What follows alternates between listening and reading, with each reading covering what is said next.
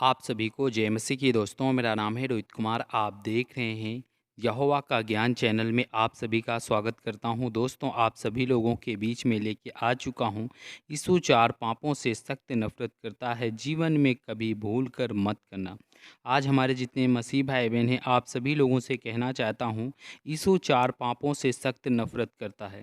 अगर हम अपने जीवन में इन चार पापों को करते हैं तो परमेश्वर हमारे जीवन में नफरत करेगा और हम अपने जीवन में हमेशा परेशान और हताश और हमारे जीवन में बहुत सारी दिक्कतें और मुसीबतें बनी रहेंगी। तो दोस्तों, चलिए सबसे पहले मैं आपको बताने वाला हूँ, सबसे पहला पाप क्या है? मूर्ति पूजा। आज हमारे जितने मसीह भाई बहन हैं, आप सभी लोगों से कहना चाहता हूँ कि अगर आप अपने जीवन में मूर्ति पूजा करते हो तो परमेश्वर आपसे सख्त नफरत करेगा और आपके जीवन में बहुत सारी दिक्कतें और मुसीबतें बनी रहेंगी। तो यहाँ पे लिखा हुआ है, यिर्मयाह की पुस्तक अध्याय 10 से 3 और 5 में लिखा हुआ है, क्योंकि देश के लोगों की रीतियाँ तो निकम्मी हैं और मूरत तो वन में से किसी का काटा हुआ काठ है, जिससे कारीगर ने वसूलों से बनाया है। यहाँ पे परमेश्वर का वचन कहता है, आज मेरे जितने मसीह भाई बहन हैं, क्योंकि देश के लोगों की रीति क्या हो चुकी है? निकम्मी हो चुकी है। और मूरत तो वन में से किसी का काटा हुआ काठ है, जिसे कारीगर ने अपने वसूलों से बनाया है। आज हमारे उन मसीह भाई बहनों को लेके आया हूँ जो अपने जीवन में मूर्ति पूजा करते हैं। और मूर्ति पूजा करने के बाद परमेश्वर क्या कहता है, इस बात को आप लोग सुन लो कि देश की रीति है वो निकम्मी है। और दोस्तों, चौथे में लिखा हुआ है, लोग उसको सोने चांदी से सजाते हैं और हथौड़े से ठोंक कर उसको दृढ़ करते हैं ताकि वह हिल और डुल ना सके। क्योंकि जो मूरत होती है दोस्तों, उसको सोने चांदी से लोग सजाते हैं और सजाने के बाद उसको हथौड़े से कील ठोंक कर उसको दृढ़ करते हैं ताकि वो हिले और डूले ना। और दोस्तों, पाँचवें में मैं आपको बताने वाला हूँ, लिखा हुआ है, वो खरात कर ताड़ के पेड़ के समान गोल बनाई जाती है, पर वह बोल नहीं सकती। उन्हें उठाए फिरना पड़ता है क्योंकि वह चल नहीं सकती। और उनसे मत डरो, क्योंकि ना तो वो तुम्हारा बुरा करेंगी और ना तो वो कुछ तुम्हारा भला करेंगी। आज हमारे जितने मसीह भाई बहन हैं, आप सभी लोगों से कहना चाहता हूँ कि अगर आप अपने जीवन में मूर्तियों से डरते हैं कि अगर हम मूर्तियों को छोड़ दिए तो मूर्ति हमारे जीवन में तमाम प्रकार की दिक्कतें और मुसीबतें लाएंगी, तो दोस्तों ऐसा नहीं है। यहाँ पे परमेश्वर का वचन कहता है, उनसे मत डरो। क्यों? यहाँ पे लिखा हो, क्योंकि उनसे मत डरो, ना तो वो तुम्हारा बुरा कर सकती है और ना तो वो तुम्हारा भला कर सकती है। और दोस्तों, दूसरे वचन की ओर चलते हैं। यहाँ पे लिखा हुआ है, भजन संहिता अध्याय 115 से 3 और 8 में लिखा हुआ है, हमारा परमेश्वर तो स्वर्ग में है, उसने जो चाहा वही किया। और उन लोगों की मूरत तो सोने चांदी की होती है, वो मनुष्य के हाथ की बनाई होती है। यानी कि जो आज परमेश्वर करता है, परमेश्वर इस बात को बताता है कि उन लोगों की जो मूरत होती है वो सोने चांदी की होती है और मनुष्य के हाथ से उसको बनाई जाती है। और पाँचवें में लिखा हुआ है, उनका मुंह तो रहता है परंतु वह बोल नहीं सकती, उनके आँख तो रहती है परंतु वह देख नहीं सकती।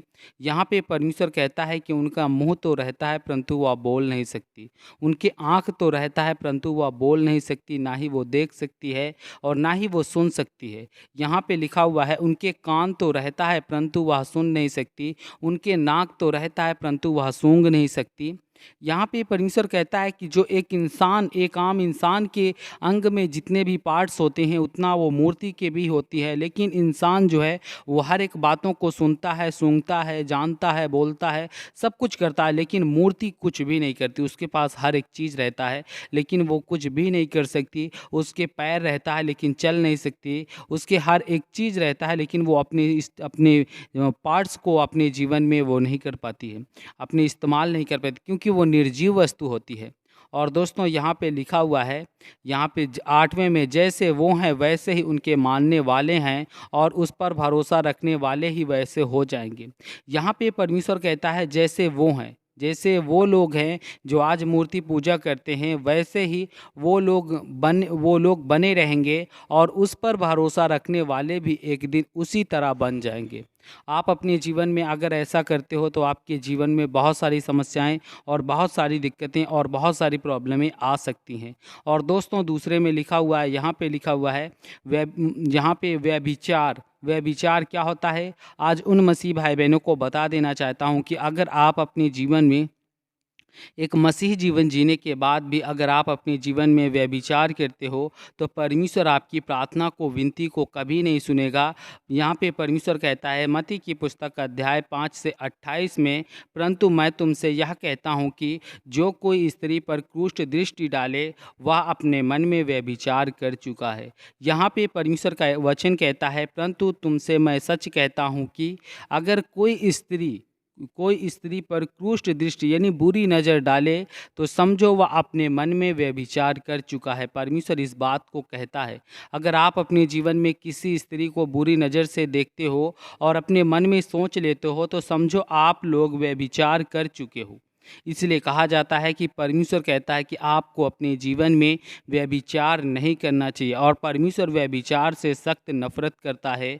और दोस्तों 3 में लिखा हुआ है, छल कपट मत करना। यहाँ पे परमेश्वर कहता है कि अपने जीवन में कभी भी छल कपट नहीं करना चाहिए एक मसीही जीवन जीने वाला व्यक्ति को। यहाँ पे 7वें में लिखा हुआ है, जो छल करता है वह मेरे घर के भीतर ना रहने पाएगा, और जो झूठ बोलता है वह मेरे सामने ना बना रहेगा। यहाँ पे परमेश्वर का वचन कहता है, जो छल करता है वह मेरे घर के सामने और या मेरे घर के भीतर ना रहने पाएगा, और जो झूठ बोलता है वह मेरे सामने ना बना रहेगा। परमेश्वर इस बात को यहाँ पे बताता है, जो लोग छल करते हैं, जो लोग परमेश्वर कहता है जो लोग विरोध करते हैं, जो लोग अपने जीवन में परमेश्वर के वचन का विरोध करते हैं, परमेश्वर के वचन पे नहीं चलते हैं, परमेश्वर कहता है कि वह मेरे सामने ना बना रहेंगे, और ना ही वो मेरे भीतर घुस सकते हैं। और दोस्तों यहाँ पे 8वें में लिखा हुआ है, भोर ही भोर को मैं देश के सभी दुष्टों को सत्यानाश करूँगा, इसलिए कि यहोवा के नगर में सब अनर्थकारियों को नाश करूँगा।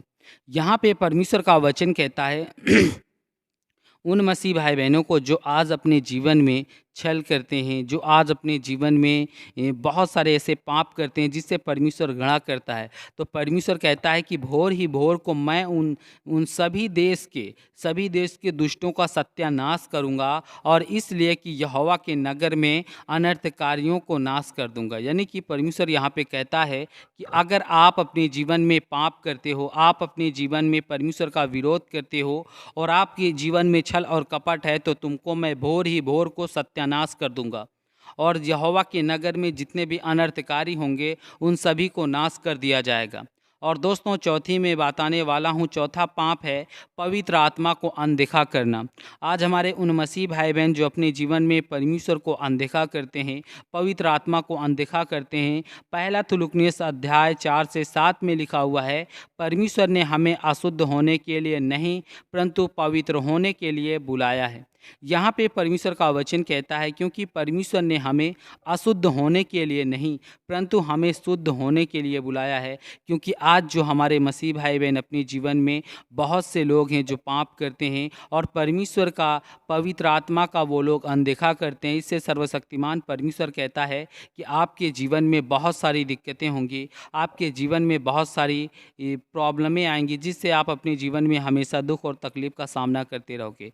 तो आज मेरे जितने मसीह भाई बहन हैं, आप सभी लोगों को जय मसीह की। दोस्तों अगर ये वीडियो आपको अच्छी लगे तो प्लीज़ चैनल को सब्सक्राइब करें और बेल आइकन को ज़रूर प्रेस करें। God bless you all of you, आमीन।